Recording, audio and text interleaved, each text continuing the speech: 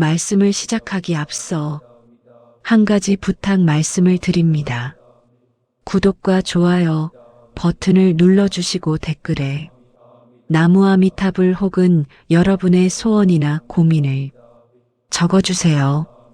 여러분의 이 도움이 여러분 삶에 복이 되어 돌아갈 것을 믿습니다. 여러분 살면서 이런 생각 해보신 적 있으신가요? 내가 이렇게까지 당해야 하나? 저 사람은 왜 저렇게 살면서도 잘 되는 거지? 억울하다. 정말 억울하다. 오늘 이 이야기는 그 억울함을 가슴에 품고 평생을 살아온 한 여인의 이야기입니다. 그리고 이 이야기의 끝에서 여러분은 아마 이런 말을 하게 되실 겁니다. 아, 세상은 참 공평하구나. 자, 그럼 시작합니다. 때는 1950년대 후반 경상도 깊은 산골 마을 이야기입니다. 그 마을에 순복이라는 여자가 살았습니다. 22살에 시집을 갔지요. 넉넉하진 않았지만 성실한 남편이 있었고 엄하지만 그리 나쁘지 않은 시어머니가 있었습니다. 순복은 불평 한마디 없이 새벽부터 일어나 밥을 짓고 논에 나가 허리를 굽혔습니다. 그렇게 하루하루를 살았어요. 그런데 그 마을에 금례라는 여자가 있었습니다. 금례는 웃는 얼굴로 사람의 뒤통수를 치는 여자였습니다. 말은 달콤하게 하면서 행동은 늘 자기 이익만 챙겼지요. 어느 해봄이었습니다. 순복이 남편 몰래 틈틈이 품팔이를 해서 모아둔 돈이 있었어요. 얼마 되지 않았지만 순복에게는 소중한 비상금이었지요. 그때 금례가 왔습니다. 순복아, 나 지금 너무 급한데 돈 좀 빌려줄 수 있어?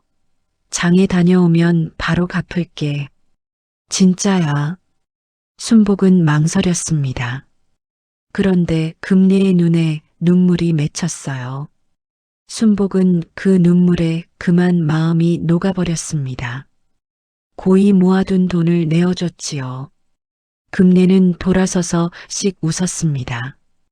그 웃음을 순복은 보지 못했어요. 그 돈은 끝내 돌아오지 않았습니다. 독촉하면 곧 갚을게를 반복하다가 나중엔 오히려 화를 냈어요. 내가 언제 그 돈 빌렸어? 내가 준 거잖아. 동네 사람들 앞에서 그렇게 말했습니다. 순복은 아무 말도 못했습니다. 그해 가을이었습니다. 순복이 어렵게 마련한 씨감자가 있었어요. 내년 봄 농사를 위해 아껴둔 것이었는데 금례가 또 찾아왔습니다. 순복아, 씨감자 좀 나눠줘. 이웃끼리 나눠야 복 받는 거야. 순복은 또 줬습니다. 반을 나눠줬어요. 그런데 금례는 그 씨감자를 자기 밭에만 심었습니다. 다음에 금례네 밭에는 감자가 풍성했고 순복네 밭에는 심을 씨앗이 부족했습니다. 그리고 세 번째 일이 있었습니다. 이것이 가장 깊은 상처가 됐지요. 어느 날 금례가 마을 사람들에게 말을 퍼뜨렸습니다. 순복이가 장에서 모르는 남자랑 웃고 떠들더라. 내가 똑똑히 봤어. 그것은 거짓말이었습니다. 순복은 그날 장에서 오래전 친척 오빠를 우연히 만나 잠깐 인사를 나눴을 뿐이었어요. 그런데 그 말이 남편 귀에 들어갔습니다. 남편은 순복의 해명을 듣지 않았어요. 그냥 믿어버렸습니다. 금례 말이 맞다고. 그날 밤 남편은 순복의 뺨을 때렸습니다. 순복은 아무 말도 하지 않았습니다. 맞은 것보다 더 아팠던 건 따로 있었어요. 억울함이었습니다. 그 억울함은 눈물이 되지 않았습니다. 가슴 깊이 돌처럼 굳어버렸어요. 그날 밤 순복은 이를 악물고 생각했습니다. 언젠가는 반드시 갚아주겠어. 세월이 흘렀습니다.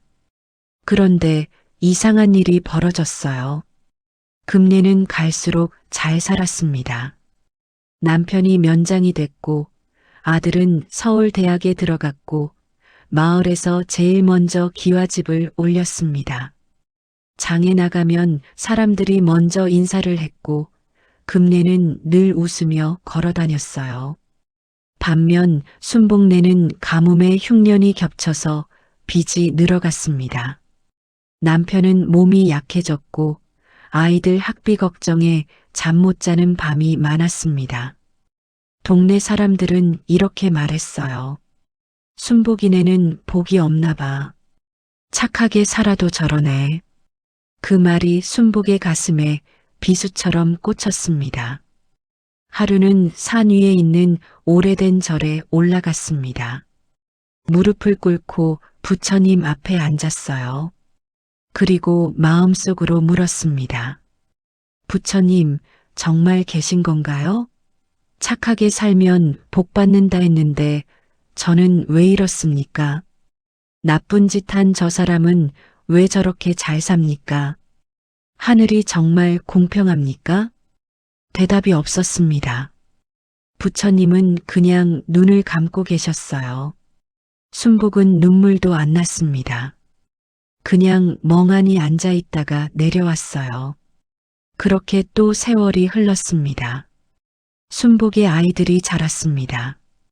큰딸이 시집을 갔고 아들이 군대를 갔습니다. 남편은 어느 겨울에 조용히 세상을 떠났어요. 병치레 한번 제대로 못하고 그냥 자다가 갔습니다. 순복은 혼자가 됐습니다. 그 무렵 금내는 마을 사람들 앞에서 이렇게 말하고 다녔습니다. 나는 착하게 살았으니까 복을 받는 거야. 인과응보야, 인과응보. 그 말을 전해 들은 순복은 웃지도 울지도 않았습니다. 그냥 하늘을 올려다봤어요. 하늘이 살아있다면 언젠가는 보여주겠지. 그 말을 마음속으로만 했습니다. 입 밖으로는 한 번도 내지 않았어요. 그것이 순복이라는 사람이었습니다. 복수를 꿈꾸면서도 결코 손을 먼저 쓰지 않는 사람. 억울함을 가슴에 담고도 그것을 행동으로 옮기지 않는 사람. 그 이유가 무엇인지 순복 자신도 몰랐습니다. 순복이 65이 되던 해봄이었습니다. 오랜만에 고향 마을을 찾았어요. 자식들이 모두 도시로 나간 뒤로는 잘 가지 않던 곳이었습니다. 예전에 살던 집은 허물어져 있었고 마을길은 시멘트로 포장이 돼 있었어요. 낯선 듯 낯익은 풍경이었습니다. 그런데 마을 어귀에서 누군가와 마주쳤습니다. 처음엔 몰라봤어요. 허리가 굽어 있었고 얼굴에 주름이 깊게 패여 있었습니다. 옷이 낡아 있었어요.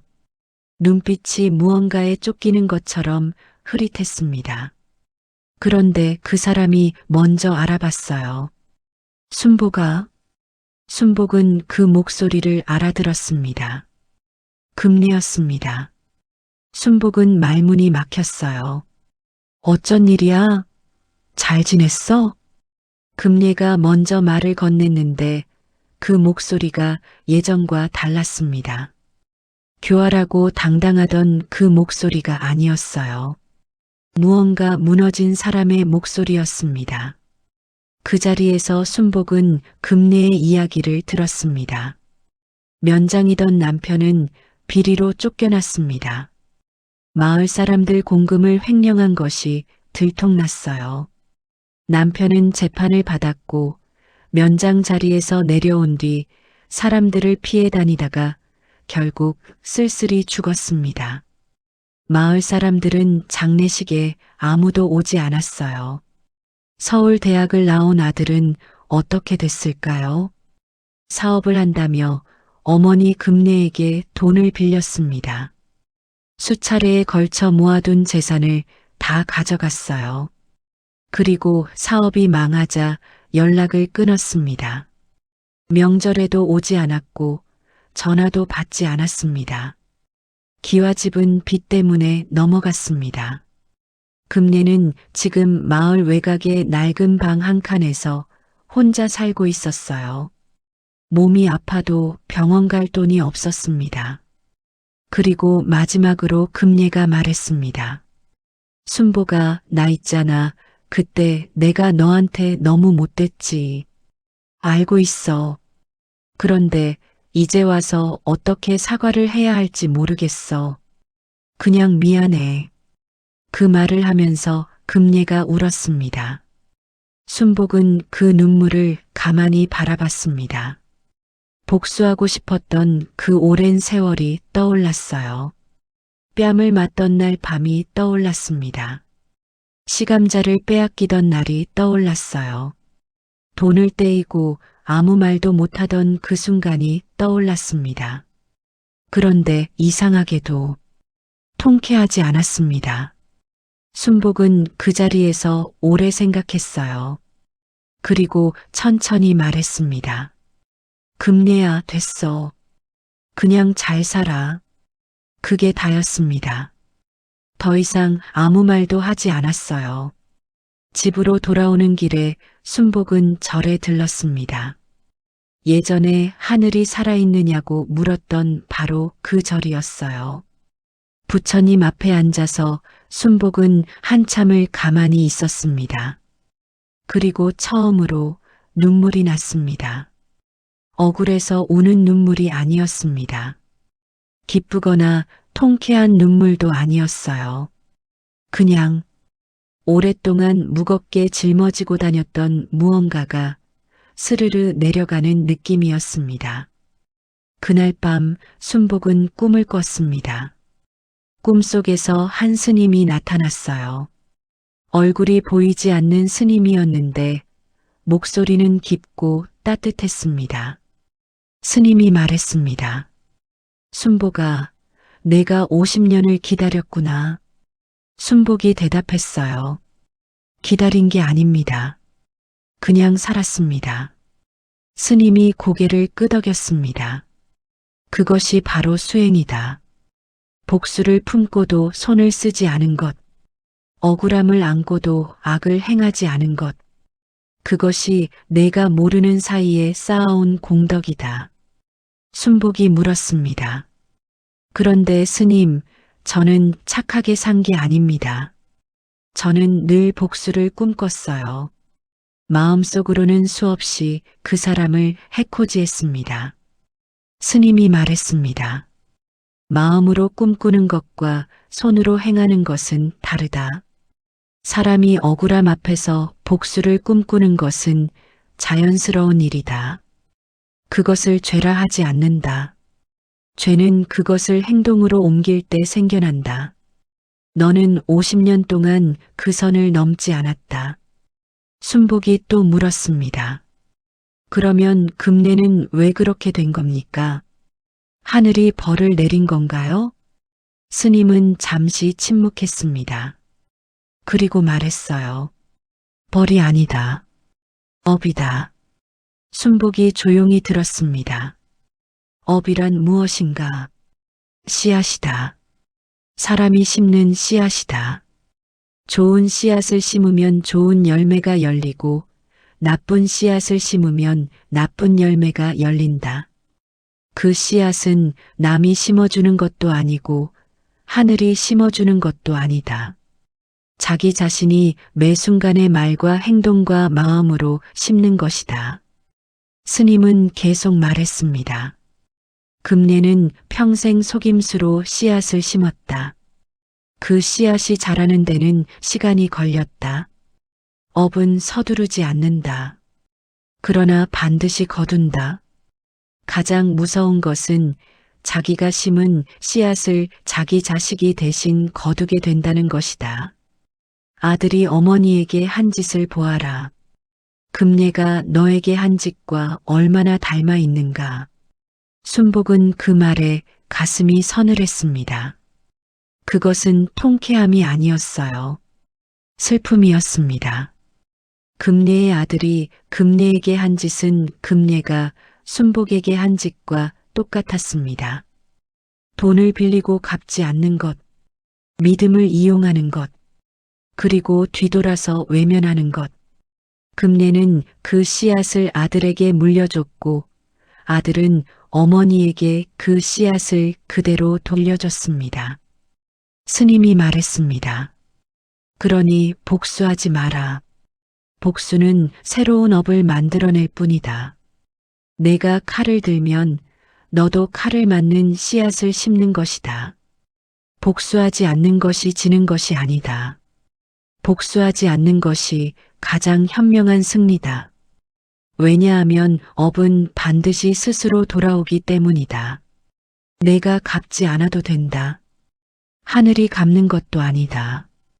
그 사람 자신이 스스로 갚는 것이다. 꿈에서 깨어났습니다. 창밖에 봄 햇살이 들어오고 있었어요. 순복은 한참 천장을 바라보다가 천천히 일어났습니다. 부엌에 가서 밥을 지었습니다. 오래간만에 제대로 된 밥을 지었어요. 따뜻한 밥 한 공기를 떠놓고 먼저 간 남편 사진 앞에 놓았습니다. 여보, 나 이제 다 내려놨어요. 그 말을 하고 나서 순복은 소리 없이 울었습니다. 그것은 슬픔의 눈물이 아니었습니다. 오랫동안 꽉 쥐고 있던 주먹을 비로소 펴는 그런 느낌의 눈물이었어요. 부처님께서 말씀하셨습니다. 남이 너에게 잘못을 행하더라도 그것에 분노하여 같은 잘못을 행하지 마라. 분노는 불과 같아서 남을 태우기 전에 먼저 자신을 태운다. 악을 악으로 갚으면 악의 사슬은 끊어지지 않는다. 그 사슬을 끊는 자가 진정으로 강한 자다. 모든 것은 인연이다. 내가 뿌린 씨앗은 반드시 열매가 되어 돌아온다. 남의 씨앗을 탐내지 마라. 나쁜 씨앗을 심지 마라. 그것으로 충분하다. 기다려라. 조급해하지 마라. 업은 느리지만 확실하다. 하늘은 침묵하지만 잊지 않는다. 그리고 무엇보다 복수를 내려놓을 때 자유로워지는 것은 상대방이 아니라 바로 너 자신이다. 여러분, 이야기가 끝났습니다. 순복의 이야기가 여러분의 이야기와 닮아 있지는 않으신가요? 살면서 억울한 일이 있으셨을 겁니다. 배신을 당하셨을 수도 있어요. 뒤통수를 맞으셨을 수도 있습니다. 그 사람은 왜 잘 사는지, 나는 왜 이런지 억울했던 날이 있으셨을 거예요. 그런데 오늘 이 이야기가 말하고 싶은 것은 하나입니다. 내려놓으세요. 복수하지 않아도 됩니다. 여러분이 갚지 않아도 됩니다. 업이 대신 갚아줄 것입니다. 그리고 그 무거운 것을 내려놓을 때 가장 먼저 편안해지는 것은 바로 여러분 자신의 마음입니다. 오늘 하루도 수고 많으셨습니다. 좋은 씨앗 하나를 심는 하루 되십시오. 나무아미타불 관세음보살. 말씀을 시작하기 앞서 한 가지 부탁 말씀을 드립니다. 구독과 좋아요 버튼을 눌러주시고 댓글에 나무아미타불 혹은 여러분의 소원이나 고민을 적어주세요. 여러분의 이 도움이 여러분 삶에 복이 되어 돌아갈 것을 믿습니다. 여러분 살면서 이런 생각 해보신 적 있으신가요? 내가 이렇게까지 당해야 하나? 저 사람은 왜 저렇게 살면서도 잘 되는 거지? 억울하다. 정말 억울하다. 오늘 이 이야기는 그 억울함을 가슴에 품고 평생을 살아온 한 여인의 이야기입니다. 그리고 이 이야기의 끝에서 여러분은 아마 이런 말을 하게 되실 겁니다. 아, 세상은 참 공평하구나. 자, 그럼 시작합니다. 때는 1950년대 후반 경상도 깊은 산골 마을 이야기입니다. 그 마을에 순복이라는 여자가 살았습니다. 22살에 시집을 갔지요. 넉넉하진 않았지만 성실한 남편이 있었고 엄하지만 그리 나쁘지 않은 시어머니가 있었습니다. 순복은 불평 한마디 없이 새벽부터 일어나 밥을 짓고 논에 나가 허리를 굽혔습니다. 그렇게 하루하루를 살았어요. 그런데 그 마을에 금례라는 여자가 있었습니다. 금례는 웃는 얼굴로 사람의 뒤통수를 치는 여자였습니다. 말은 달콤하게 하면서 행동은 늘 자기 이익만 챙겼지요. 어느 해봄이었습니다. 순복이 남편 몰래 틈틈이 품팔이를 해서 모아둔 돈이 있었어요. 얼마 되지 않았지만 순복에게는 소중한 비상금이었지요. 그때 금례가 왔습니다. 순복아, 나 지금 너무 급한데 돈 좀 빌려줄 수 있어? 장에 다녀오면 바로 갚을게. 진짜야. 순복은 망설였습니다. 그런데 금례의 눈에 눈물이 맺혔어요. 순복은 그 눈물에 그만 마음이 녹아버렸습니다. 고이 모아둔 돈을 내어줬지요. 금례는 돌아서서 씩 웃었습니다. 그 웃음을 순복은 보지 못했어요. 그 돈은 끝내 돌아오지 않았습니다. 독촉하면 곧 갚을게를 반복하다가 나중엔 오히려 화를 냈어요. 내가 언제 그 돈 빌렸어? 내가 준 거잖아. 동네 사람들 앞에서 그렇게 말했습니다. 순복은 아무 말도 못했습니다. 그해 가을이었습니다. 순복이 어렵게 마련한 씨감자가 있었어요. 내년 봄 농사를 위해 아껴둔 것이었는데 금례가 또 찾아왔습니다. 순복아, 씨감자 좀 나눠줘. 이웃끼리 나눠야 복 받는 거야. 순복은 또 줬습니다. 반을 나눠줬어요. 그런데 금례는 그 씨감자를 자기 밭에만 심었습니다. 다음해 금례네 밭에는 감자가 풍성했고 순복네 밭에는 심을 씨앗이 부족했습니다. 그리고 세 번째 일이 있었습니다. 이것이 가장 깊은 상처가 됐지요. 어느 날 금례가 마을 사람들에게 말을 퍼뜨렸습니다. 순복이가 장에서 모르는 남자랑 웃고 떠들더라. 내가 똑똑히 봤어. 그것은 거짓말이었습니다. 순복은 그날 장에서 오래전 친척 오빠를 우연히 만나 잠깐 인사를 나눴을 뿐이었어요. 그런데 그 말이 남편 귀에 들어갔습니다. 남편은 순복의 해명을 듣지 않았어요. 그냥 믿어버렸습니다. 금례 말이 맞다고. 그날 밤 남편은 순복의 뺨을 때렸습니다. 순복은 아무 말도 하지 않았습니다. 맞은 것보다 더 아팠던 건 따로 있었어요. 억울함이었습니다. 그 억울함은 눈물이 되지 않았습니다. 가슴 깊이 돌처럼 굳어버렸어요. 그날 밤 순복은 이를 악물고 생각했습니다. 언젠가는 반드시 갚아주겠어. 세월이 흘렀습니다. 그런데 이상한 일이 벌어졌어요. 금례는 갈수록 잘 살았습니다. 남편이 면장이 됐고 아들은 서울대학에 들어갔고 마을에서 제일 먼저 기와집을 올렸습니다. 장에 나가면 사람들이 먼저 인사를 했고 금례는 늘 웃으며 걸어 다녔어요. 반면 순복네는 가뭄에 흉년이 겹쳐서 빚이 늘어갔습니다.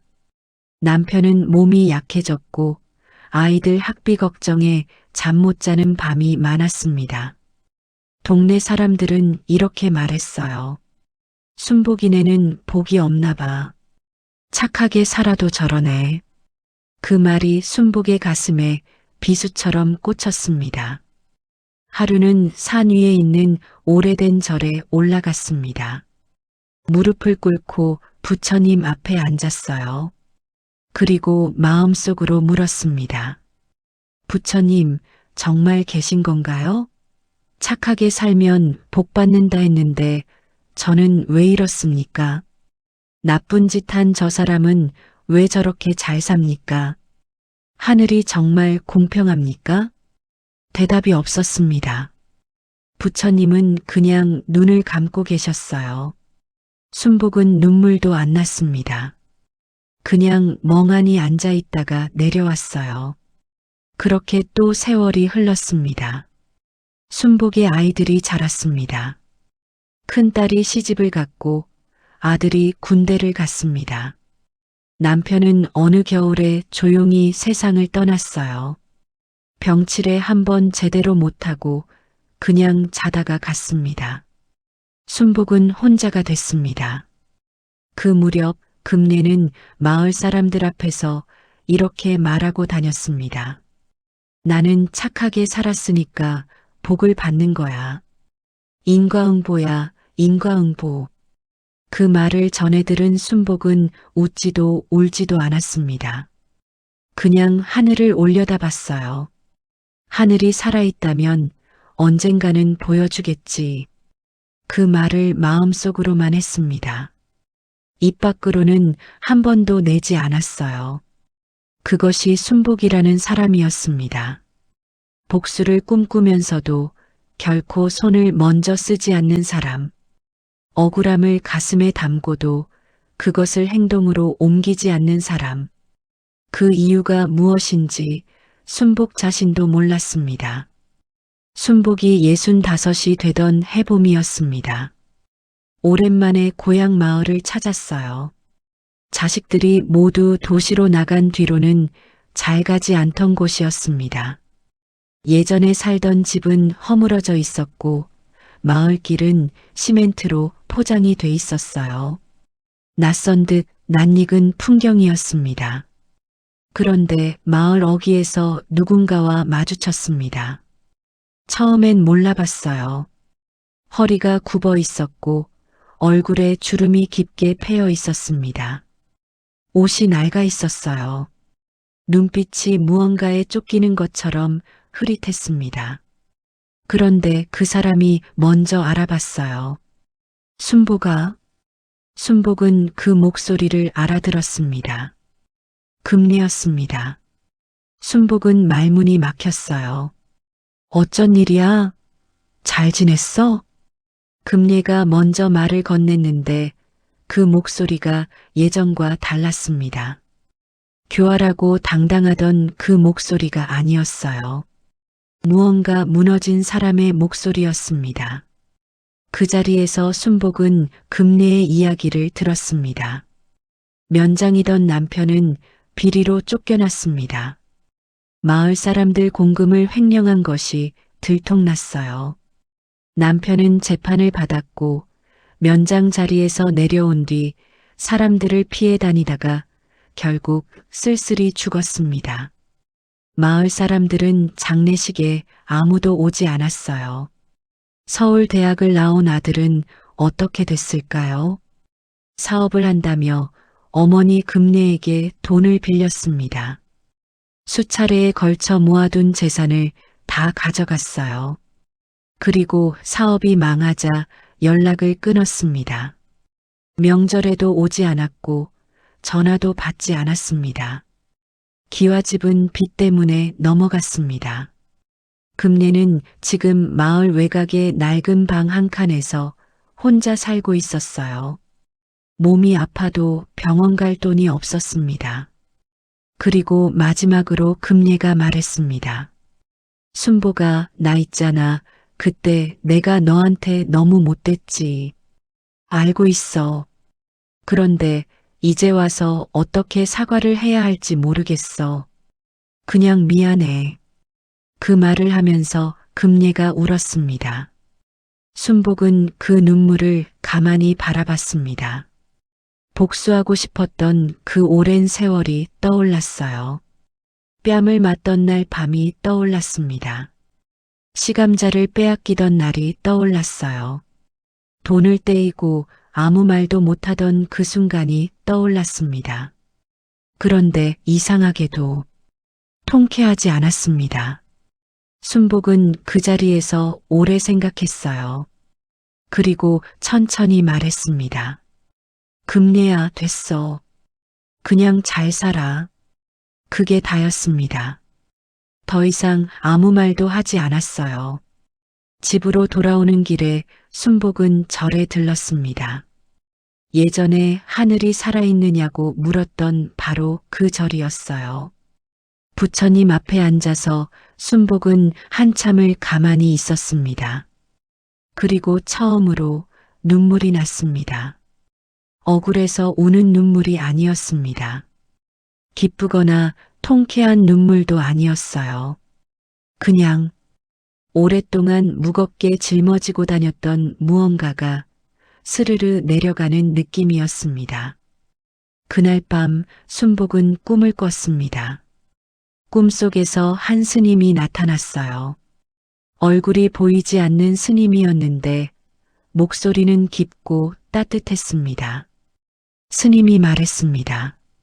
순복아, 내가 50년을 기다렸구나. 순복이 대답했어요. 기다린 게 아닙니다. 그냥 살았습니다. 스님이 고개를 끄덕였습니다. 그것이 바로 수행이다. 복수를 품고도 손을 쓰지 않은 것, 억울함을 안고도 악을 행하지 않은 것, 그것이 내가 모르는 사이에 쌓아온 공덕이다. 순복이 물었습니다. 그런데 스님, 저는 착하게 산 게 아닙니다. 저는 늘 복수를 꿈꿨어요. 마음속으로는 수없이 그 사람을 해코지했습니다. 스님이 말했습니다. 마음으로 꿈꾸는 것과 손으로 행하는 것은 다르다. 사람이 억울함 앞에서 복수를 꿈꾸는 것은 자연스러운 일이다. 그것을 죄라 하지 않는다. 죄는 그것을 행동으로 옮길 때 생겨난다. 너는 50년 동안 그 선을 넘지 않았다. 순복이 또 물었습니다. 그러면 금례는 왜 그렇게 된 겁니까? 하늘이 벌을 내린 건가요? 스님은 잠시 침묵했습니다. 그리고 말했어요. 벌이 아니다. 업이다.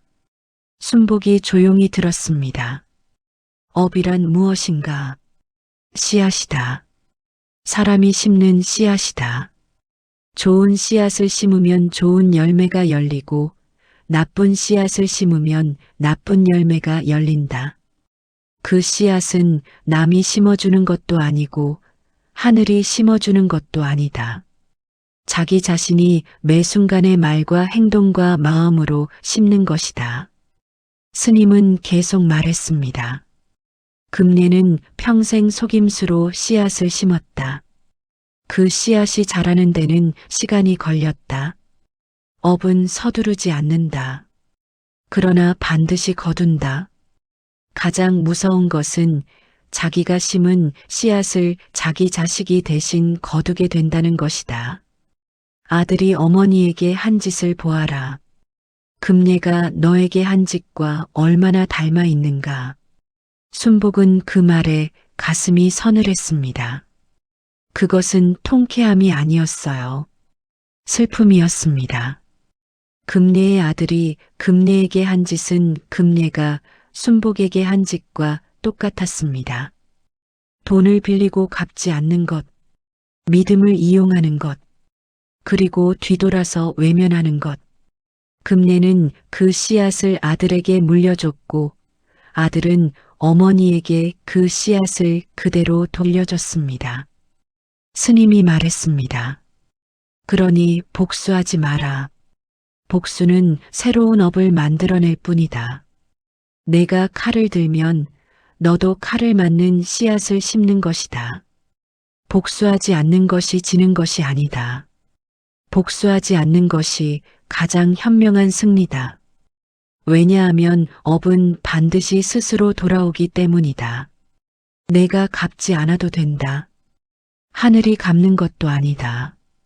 그 사람 자신이 스스로 갚는 것이다. 꿈에서 깨어났습니다. 창밖에 봄 햇살이 들어오고 있었어요. 순복은 한참 천장을 바라보다가 천천히 일어났습니다. 부엌에 가서 밥을 지었습니다. 오래간만에 제대로 된 밥을 지었어요. 따뜻한 밥 한 공기를 떠놓고 먼저 간 남편 사진 앞에 놓았습니다. 여보, 나 이제 다 내려놨어요.